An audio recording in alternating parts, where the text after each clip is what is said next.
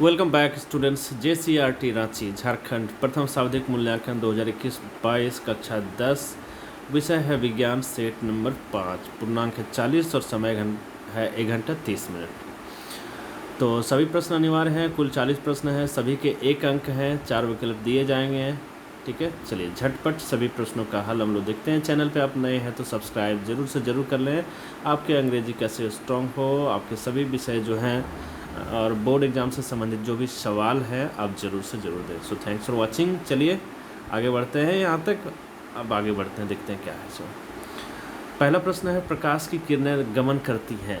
4 option हैं, इसमें से आंसर देना है। प्रकाश की किरणें गमन करती हैं सीधी रेखा में। ठीक है, मैं सिर्फ आंसर बताते जाऊंगा। परावर्तन के नियम लागू होते हैं। 4 ऑप्शन में से आपको आंसर देना है। परावर्तन के नियम जो है लागू होते हैं सभी परावर्तक पृष्ठों पर।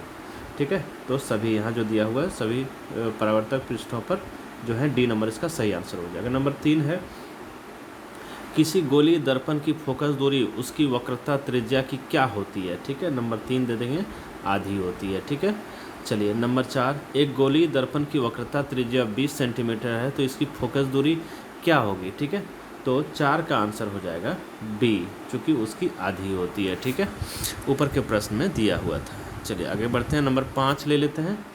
यस, ये रहा आपका नंबर 5 क्वेश्चन। जब वस्तु अवतल दर्पण के वक्रता केंद्र सी पर हो तो प्रतिबिंब कहाँ बनेगा। ठीक है, तो नंबर 5 का सही आंसर हो जाएगा सी पर ही बनेगा। ठीक है, अवतल दर्पण में वस्तु का प्रतिबिंब होता है तो कैसा होता है। नंबर 6 का आंसर आपको देना है, तो वास्तविक होता है। ठीक है, चलिए बहुत अच्छा, इसको आप नोट करते जाएंगे बच्चों। चैनल पर नए हैं तो सब्सक्राइब कर लेंगे। नंबर 7 है, वाहनों के पश्च दृश्य दर्पण के रूप में किस दर्पण का उपयोग किया जाता है। ठीक है, तो यहाँ पे नंबर 7 का आंसर हो जाएगा उत्तल दर्पण। नंबर 8, सोलर कुकर में किस गोली दर्पण का उपयोग किया जाता है। सोलर कुकर में। ठीक है, तो नंबर 8 का आंसर हो जाएगा अवतल दर्पण। किसी गोली दर्पण तथा किसी पतले गोली लेंस दोनों की फोकस दूरी 15 सेंटीमीटर, तो दर्पण लेंस संभवतः क्या होगा इनमें से आंसर। देखिए दोनों अवतल होंगे। ठीक है, किसी लेंस की क्षमता 10 नंबर देखें, किसी लेंस की क्षमता P और उसकी फोकस दूरी F में क्या संबंध है। तो नंबर 10 का आंसर हो जाएगा P = 1/F। ठीक है, आधी होती है, पहले भी आपने देख चुका है। चलिए आगे नंबर 12 प्रश्न यहाँ मौजूद है। सामान्य दृष्टि के वयस्क के लिए सुस्पष्ट दर्शन की अल्पतम दूरी होती है लगभग कितनी। तो इसका सही आंसर आपको देना है। देखिए 25 सेंटीमीटर सही आंसर है। नेत्र के द्वारा किसी वस्तु का कैसा प्रतिबिंब बनता है। ठीक है, तो नंबर 11 का आंसर हो जाएगा वास्तविक एवं उल्टा। ठीक है, निम्नलिखित में से किस अभिक्रिया में 2 अलग अलग परमाणु या परमाणुओं के समूह का आपस में आदान प्रदान होता है। नंबर 14 का आंसर हो जाएगा द्विविस्थापन। ठीक है, नंबर 15 देख लेते हैं। रासायनिक अभिक्रिया को संतुलित किस नियम के आधार पर किया जाता है। तो ये द्रव्यमान संरक्षण के नियम पे किया जाता है। नंबर 15 का ए नंबर आंसर सही होगा। ठीक है, आगे बढ़ते हैं, अगला प्रश्न लेते हैं। नंबर 16, ये रहा नंबर 16। उपचयन में क्या होता है, ऑक्सीजन की वृद्धि होती है। नंबर 17 देखेंगे, पदार्थ X के विलयन का उपयोग सफेदी करने में होता है। X का मान क्या है, X का क्या नाम क्या है X का। ठीक है, तो इसका सही आंसर हो जाएगा कैल्शियम हाइड्रोक्साइड। नंबर 18 देखेंगे, धातु के ऑक्साइड की प्रकृति क्या होती है।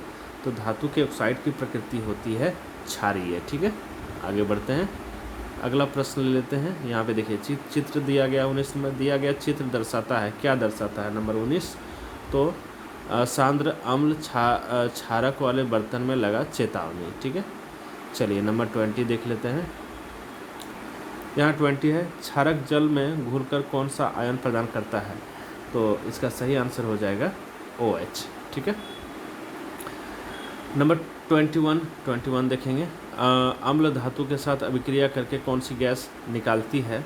तो इसका सही आंसर हो जाएगा हाइड्रोजन निकालती है। ठीक है, चलिए अब आंसर को नोट करते रह गए, यहीं से प्रश्न रहेंगे। ठीक है, क्लोर क्षार प्रक्रम से किस पदार्थ का निर्माण होता है? तो इसका सही आंसर हो जाएगा सोडियम हाइड्रोक्साइड। नंबर 23 देखते हैं। एक पदार्थ है जो जल में घुलनशील है, स्वाद में कड़वा, स्पर्श उस साबुन की तरह है तथा प्रकृति संक्षारक है, वह पदार्थ क्या होगा? तो नंबर 23 का आंसर हो जाएगा बी, क्षार। निम्नलिखित में किस पीएच मान वाले वर्षा को अम्लीय वर्षा कहते हैं या कहेंगे?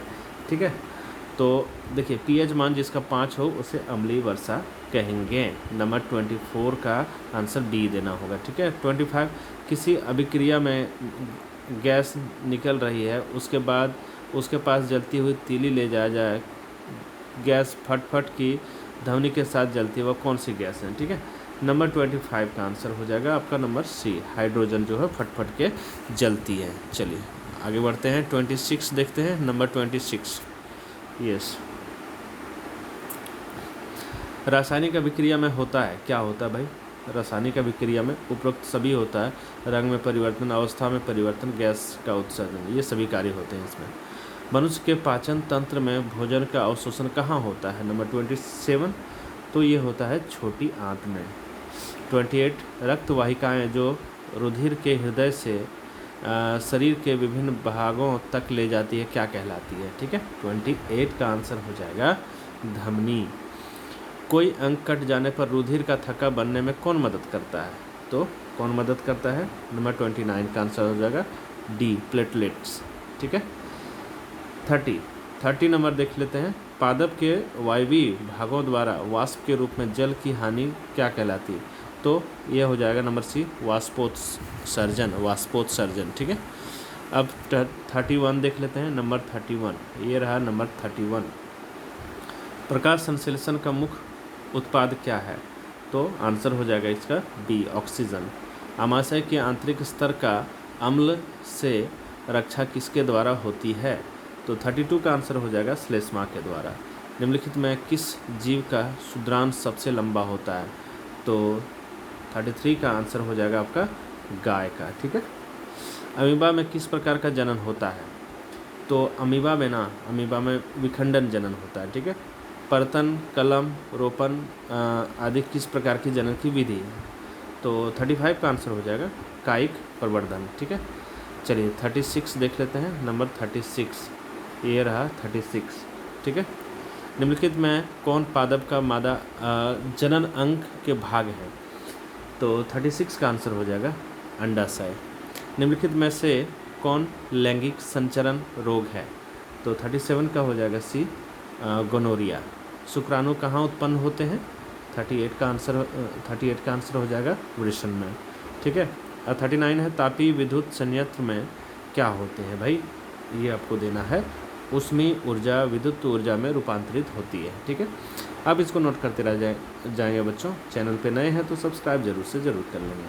अगला प्रश्न है, गोबर गैस को अन्य किस नाम से जाना जाता है? ठीक है, नंबर 40 का आंसर हो जाएगा सी, जैव गैस। ठीक है, सो थैंक्स फॉर वॉचिंग। आप चैनल को सब्सक्राइब जरूर कर लेना।